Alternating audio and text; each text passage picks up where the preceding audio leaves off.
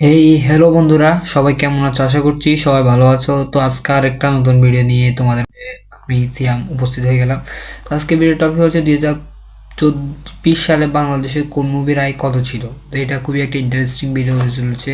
তো আমার মনে হয় এটা খুবই একটা ইন্টারেস্টিং ভিডিও, তাই আপলোড করলাম। আর দেরি না করে চলো স্টার্ট করা যাক। Let's start. 41টির মতো সিনেমা মুক্তি পেয়েছে এবং এগুলোর ভাই, এক বছরে 41টা সিনেমা, ভাই খুবই একটা এক্সাইটিং ব্যাপার। মধ্য থেকে উল্লেখযোগ্য মুভিগুলোর কি অবস্থা ছিল, কত টাকা আয় হলো, সেই ইনফরমেশনই শেয়ার করব এবং তথ্যগুলো প্রথম আলোর একটি প্রতিবেদন ও আমাদের নিজেদের কিছু অনুসন্ধান থেকে নেওয়া। 2024-এর শুরুতে অর্থাৎ জানুয়ারিতে একসাথে 3টা উল্লেখযোগ্য মুভি মুক্তি পায়। সাইমন অভিনীত শেষবাজি, পরিমণি ও ডিএ তায়েব অভিনীত কাগজের বউ এবং ওপার বাংলার হুব্বা, যেখানে অভিনয় করেছিলেন মোশাররফ করিম। এবং শেষবাজি সিনেমার ক্ষেত্রে প্রযোজক সৈয়দ মোহাম্মদ সোহেল সিনেমার মুক্তির মাসখানেক পরেই গণমাধ্যমে জানিয়েছিলেন মুভি মেকিংস এবং প্রচারণা সহ সিনেমার বাজেট ছিল 1,30,00,000 টাকা এবং তিনি এটাও বলেছিলেন সিনেমা হল থেকে টাকা আসার কোনো সম্ভাবনাই নেই, উল্টো তাদের কিছু টাকা দিয়ে সিনেমাটি চালাতে হয়েছে। তবে মাল্টিপ্লেক্স থেকে কিছু টাকা হয়তো আসতে পারে, সেটা তিনি আশাবাদী। এছাড়া তিনি এটাও এক্সপেক্ট করেছিলেন টেলিভিশন এবং ওটিটি রাইটস বিক্রি করে 20 লাখের মতো ইনকাম করতে পারেন। বাট রাইট নাও প্রথম আলোর সেই প্রতিবেদন থেকে জানা গিয়েছে শুধু হল থেকেই 3 লাখ টাকার মতো এসেছিল এবং সেই টাকাও নাকি প্রযোজক ঠিক মতো পায়নি। এছাড়া পরিমণি ও ডিএ তায়েবের কাগজের বউ,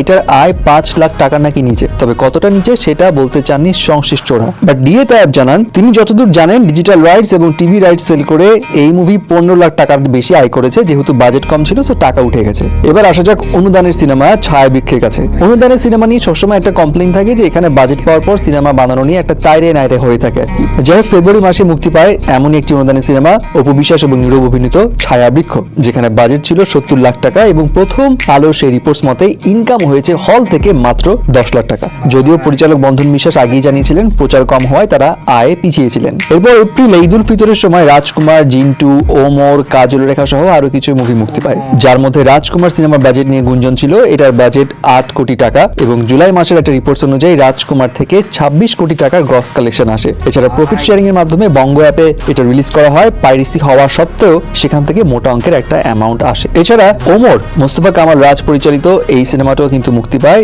এই মুভির ওয়ার্ড অফ মাউথ ছিল প্রচন্ড ভালো এবং হলমার্কসের কাছ থেকেও জানা গিয়েছিল রেসপন্স ভালোই আসছে। যদিও ইনকাম কত সেটা জানা যায়নি, বাট প্রথম আলো সেই রিপোর্টস অনুযায়ী নাম প্রকাশে অনিচ্ছুক একজন জানান দেশের বাইরে থেকে 50 লাখ টাকার বেশি আয় করেছে এই সিনেমা। আর বাজেট নিয়ে এই মুভি নিয়েও গুঞ্জন রয়েছে যে এটা সম্ভাব্য বাজেট হয়তো 2 কোটি টাকার মতো। এছাড়া কাজল রেখার ক্ষেত্রে গণমাধ্যমের রিপোর্টস থেকে জানা যায় এই মুভি মেকিংসে বাজেট খরচ হয়েছিল 2 কোটি টাকা, তবে প্রমোশনের অনেক বড় বড় জায়গায় করা হয়েছিল, যার কারণে বাজেট প্রায় 5 কোটি টাকার ঘরে গিয়ে ঠেকেছিল। এবং এই মুভির ক্ষেত্রে প্রথম আলো সেই রিপোর্টস থেকে জানা যায় গিয়াসউদ্দিন সেলিম জানান বড় বাজেটের সিনেমা হল থেকে টাকা তুলতে পারবেন না তিনি, সেটা আগেই জানতেন এবং মুক্তি দেওয়ার সময়টাও ভালো ছিল না, এটাও তিনি মানেন। এবং সেই রিপোর্টস অনুযায়ী এই সিনেমা 50 লাখ টাকার বেশি আয় করেছে। তবে জাজ মাল্টিমিডিয়ার জিন্টু, এই মুভি নিয়ে জাজ মাল্টিমিডিয়ার কর্ণধার আব্দুল আজিজ জানান জিন্টু থেকে তিনি ভালো রেসপন্স পেয়েছেন, সিনেমাটি বাজার থেকে 80 লাখ টাকার বেশি এনে দেয়। অপরদিকে মে মাসে 100টি সিনেমা হলে আসে অনন্ত জলিল অভিনীত ডেড বডি সিনেমা, যেটার প্রযোজক ছিলেন মোহাম্মদ ইকবাল। প্রথম আলোর সেই রিপোর্টস অনুযায়ী এই সিনেমার বাজেট বা এগুলোর মধ্যে তোমরা কে কোনটা দেখছো এটা অবশ্যই কমেন্টে জানায় দাও। নেক্সট কি ভিডিও দেখতে চাও এটাও কমেন্টে জানায় দাও।